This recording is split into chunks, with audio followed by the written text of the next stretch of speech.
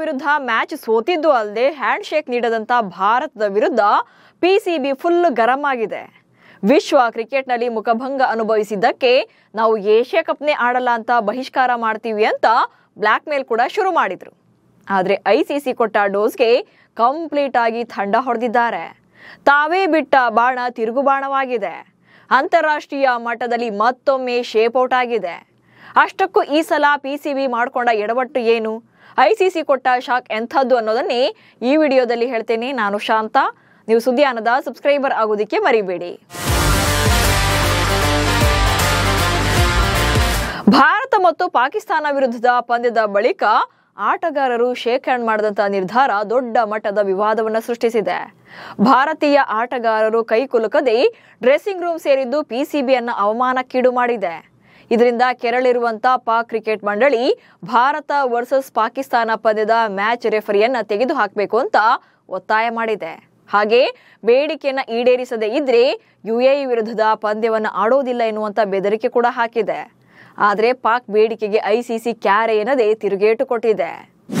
PCB ಬೇಡಿಕೆಯನ್ನ ತಿರಸ್ಕರಿಸಿದ ICC September 14ರಂದು Bharat ವಿರುದ್ಧ ಪಂದ್ಯದ ಬಳಿಕ ಪಾಕಿಸ್ತಾನ ಕ್ರಿಕೆಟ್ ಮಂಡಳಿ ಮ್ಯಾಚ್ ರೆಫರಿ ಆಂಡಿ ಫೈಕ್ರಾಫ್ಟ್ ಅವರನ್ನ ತೆಗೆದು ಹಾಕಬೇಕು ಅಂತ ಐಸಿಸಿಗೆ ಮನವಿ ಮಾಡಿತ್ತು.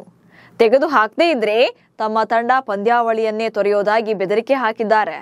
ಪಾಕಿಸ್ತಾನ ಕ್ರಿಕೆಟ್ ಮಂಡಳಿಯ ದೂರನ್ನ ತನಿಖೆ ಮಾಡಿದ ಬಳಿಕ ಅಂತಾರಾಷ್ಟ್ರೀಯ ಕ್ರಿಕೆಟ್ ಮಂಡಳಿಯು ತನ್ನ ನಿರ್ಧಾರವನ್ನ ಘೋಷಣೆ ಮಾಡಿದೆ. ಪಿಸಿಬಿ ನಿರ್ದೇಶಕರು ಸೇರಿದಂತೆ ಏಷ್ಯನ್ ಕ್ರಿಕೆಟ್ ಕೌನ್ಸಿಲ್ನ ಕೆಲ ಅಧಿಕಾರಿಗಳಿಗೆ ಟಾಸ್ ಟೈಮಲ್ಲಿ ಇಬ್ಬರು ನಾಯಕರು ಕೈಕುಲುಕೋದಿಲ್ಲ ಅನ್ನುವಂಥ ವಿಚಾರ ಮೊದಲೇ ತಿಳಿದಿತ್ತು. ಐಸಿಸಿಗೆ ಬರೆದ ಪತ್ರದಲ್ಲಿ ಪಿಸಿಬಿ ಆಂಡಿ ಫೈಕ್ರಾಫ್ಟ್ ಅವರನ್ನ ತೆಗೆದು ಹಾಕದೇ ಇದ್ರೆ ಅವರನ್ನ ತಮ್ಮ ತಂಡವನ್ನ ಪಂದ್ಯಾವಳಿಯಿಂದ ಹಿಂತೆಗೆದುಕೊಳ್ಳೋದಾಗಿ ಸ್ಪಷ್ಟವಾಗಿ ಹೇಳಿತ್ತು. ಆದ್ರೆ ಪಾಕಿಸ್ತಾನದ ಬೇಡಿಕೆಯನ್ನ ಐಸಿಸಿ ತಿರಸ್ಕಾರ ಮಾಡಿದೆ. ಹೀಗಾಗಿ ಪಾಕಿಸ್ತಾನ ಟೂರ್ನಿಯನ್ನ ಬಹಿಷ್ಕಾರ ಮಾಡುತ್ತಾ ಎನ್ನುವಂತ ಚರ್ಚೆಗಳು ಶುರುವಾಗಿವೆ. ಪಾಕಿಸ್ತಾನ ಟೂರ್ನಿ ಬಹಿಷ್ಕರಿಸಿದ್ರೆ ಯುಎಇಗೆ ಚಾನ್ಸ್. ಸದ್ಯ ಪಾಕಿಸ್ತಾನ ಏಷ್ಯಾ ಕಪ್ ಟೂರ್ನಿಯಲ್ಲಿ ಇದುವರೆಗೆ 2 ಪಂದ್ಯಗಳನ್ನಾಡಿದೆ. ಅದರಲ್ಲಿ 1 ಪಂದ್ಯವನ್ನ ಗೆದ್ದಿದೆ, ಹಾಗೆ 2 ಅಂಕಗಳನ್ನ ಪಡ್ಕೊಂಡಿದೆ. ಭಾರತದ ವಿರುದ್ಧ ಸೋಲನ್ನ ಕಂಡಿದೆ. ಇನ್ನು ಪಾಕಿಸ್ತಾನದ ಕೊನೆಯ ಲೀಗ್ ಪಂದ್ಯ ಯುಎಇ ವಿರುದ್ಧ ನಡೆಯಲಿದೆ. ಇಂಥ ಟೈಮಲ್ಲಿ ಪಾಕಿಸ್ತಾನ ತಂಡ ಯುಎಇ ವಿರುದ್ಧದ ಪಂದ್ಯವನ್ನ ಬಹಿಷ್ಕಾರ ಮಾಡಿದ್ರೆ ಯುಎಇ ವಾಕ್ ಓವರ್ ಪಡೆಯುತ್ತೆ. ಅಂದ್ರೆ ಪಾಕ್ ವಿರುದ್ಧದ ಪಂದ್ಯದಲ್ಲಿ ಯುಎಇ ಟೀಮ್ ಗೆದ್ದಂತೆ ಲೆಕ್ಕವಾಗುತ್ತೆ.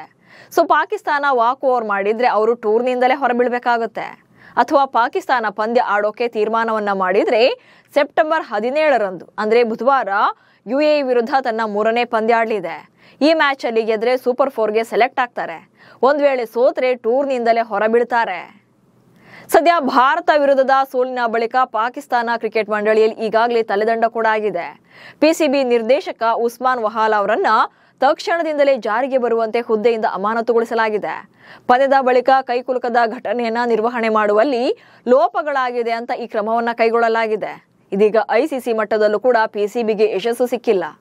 ಒಟ್ನಲ್ಲಿ ಏಷ್ಯಾ ಕಪ್ನಲ್ಲಿ ಪಾಕಿಸ್ತಾನ ತಂಡ ಹೆಜ್ಜೆ ಹೆಜ್ಜೆಗೂ ಕೂಡ ಹಿನ್ನಡೆ ಅನುಭವಿಸ್ತಾ ಇದೆ. ಈಗ ಮ್ಯಾಚ್ ರೆಫರಿ ವಿಚಾರದಲ್ಲೂ ಕೂಡ ಸಕ್ಸಸ್ ಸಿಕ್ಕಿಲ್ಲ. ಸೊ ಯುಎಇ ವಿರುದ್ಧದ ಪಂದ್ಯವನ್ನ ಆಡ್ತಾರಾ ಅಥವಾ ಇಡೀ ಟೂರ್ನಿಗೆ ಗುಡ್ ಬೈ ಹೇಳ್ತಾರೆ ಅನ್ನೋದೇ ಈಗಿರುವಂತಹ ಪ್ರಶ್ನೆ. ನಮಸ್ಕಾರ.